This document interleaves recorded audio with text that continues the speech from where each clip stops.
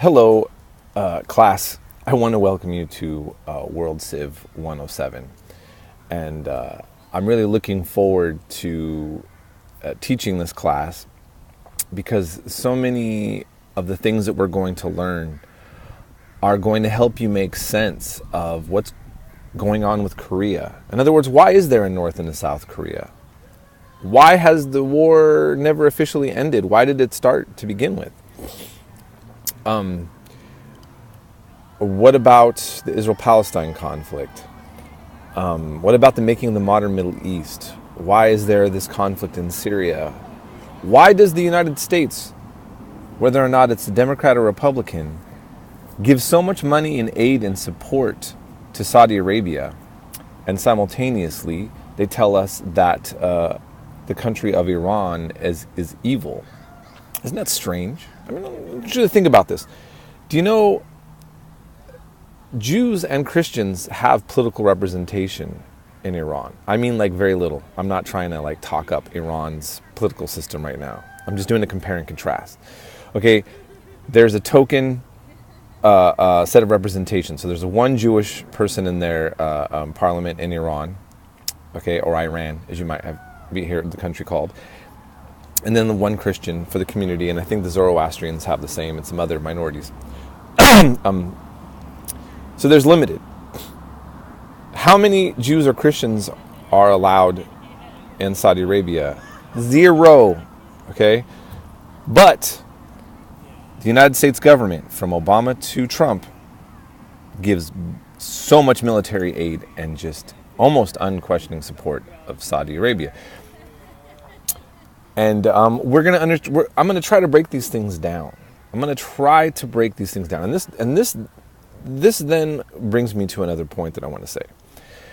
I really try not to shove my politics down anyone's throat. You don't need that, right? A lot of you feel like, hey, you don't need me forcing you to mold you into my worldviews. What I want to try to do is in this class is I want to show you the world as it really is. And then you can kind of reflect upon your own personal experience, like what adds up to you with what's going on in the modern world compared to what we see has happened historically. Many of my students are active in the military, or they've been serving in the military. Okay, so that's one. That is going to shape the way that you look at the world in many different ways. And some of these places that we're going to talk about will be places of conflict that some of you as my students will have directly been involved in, and I'm aware of that, okay? And I also want to be sensitive and respectful of that as well.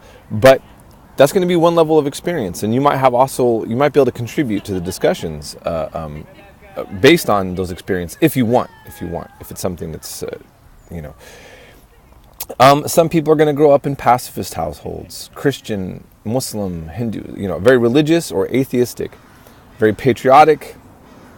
Maybe you're an anarchist.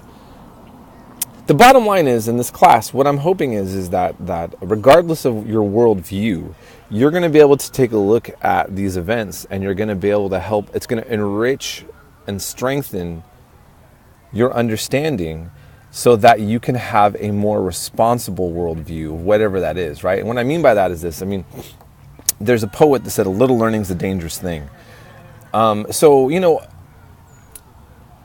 Because people make such strong opinions based on knowing very little.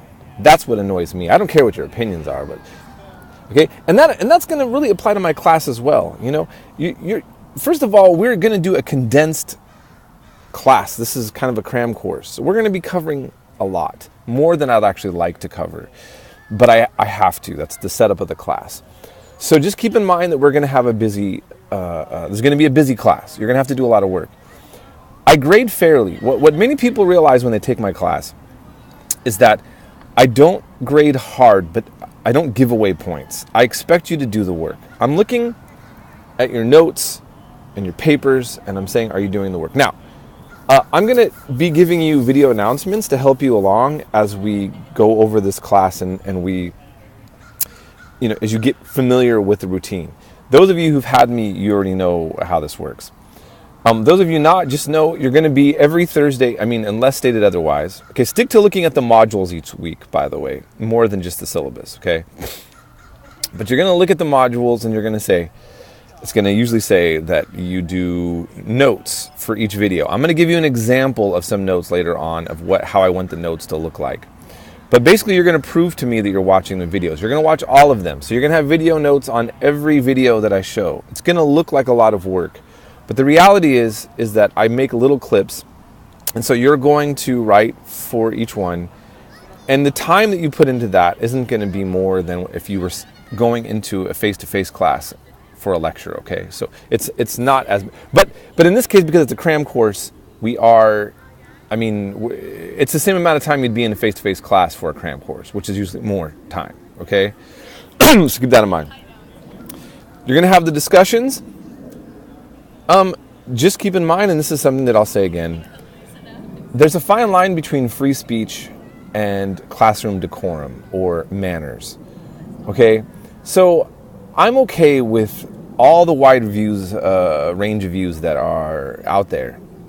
But if you say something that's insulting to another student, like it's directly offensive, or you're making some sort of like offensive statement about an entire culture or society, it's just not. It's not acceptable for the classroom. I might think it's not acceptable in life, but that's not what the grounds in which I'm going to step in. It's only going to be, everybody in my class should feel like this is your space to be open and not, be attacked by somebody. And I just want to keep in mind that I've had students that are more close to my worldview of things that I had to rein in, where I said, hey, you can't talk to other students like that. They say, oh, sorry, Mr. Pollock. So, well, say sorry to the other student. Don't be a jerk, okay? All right? So, I usually, by the way, don't have much of a problem with that. So, just to clarify. And then the Sunday papers, you are going to be, writing papers every week, but I'm not grading MLA style or Chicago style. I'm not grading. This is not meant to be a hardcore academic set of papers. These are you reiterating what you learned. So what I always encourage students to do is look at the Sunday paper topics. Then when you write the notes, make sure that the notes are addressing what's in the papers. And then I'm okay with you taking your notes and, making them into the paper. By the way, as you can see, I'm at this beautiful park, and there's lots of dogs that are barking. So I'll go into more details on that a little bit later. So I don't want to make this announcement too much longer. I just want to say also that this beautiful park I live in is in Portland, Oregon. I live in Portland, Oregon, and I might be doing some world travel soon and still doing this online gig. And so this means I can't meet anybody in person to go over information. But I wanted you to know that I'm encouraging you to call or text me or email me through Canvas, especially, if you need anything. I normally don't encourage students to text me, okay, or call me. But in an online setting, and because I live in a different state, I want to make myself available, okay? And I'll get to you as soon as possible, but not every second. And I just want to say, I have sometimes students, they text me at like 5 in the morning or 1 in the morning. I'm probably not going to respond to you around those times, okay? So, but anyhow, in any case, I hope this gives you a little idea of what to expect. And again, I want to just say that I'm very big about communication. I'm supportive of my students. If you have a personal set of circumstances that are making it hard for you to get your work done, health issues, occupational, again, you could be in the military, something's going on there, you could be a firefighter, and I've had students from all kind of backgrounds, single parents. I was a single parent most of my adult life. I only recently, my daughter is 20 now, and she moved out with her boyfriend. And so I kind of have a little empty nest syndrome, I ain't gonna lie. But I've been a single parent most of my adult life. I get what it's like to go through all of this stuff while you're in college, and I was married with a child in college, and I went through a divorce in college, and I went through a lot of dramas and things. So you need to communicate with me, but what's not acceptable is you not turning in late work.